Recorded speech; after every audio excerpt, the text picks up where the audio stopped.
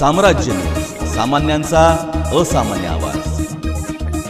इसम नामे तौफिक जावेद बागवान वय 31 राहणार घर नंबर 17 मुक्तेश्वर नगर मित्रनगर शेळगी सोलापूर याच्या विरुद्ध सन 2016, 2018, 2022, 2024 व 2025 या कालावधीमध्ये साथीदारांसह दंगा व मारामारी करणे, घातक शस्त्राचा वापर करून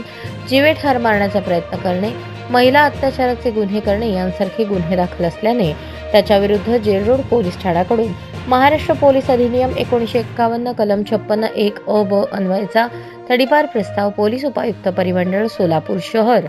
यांना सादर करण्यात आला होता।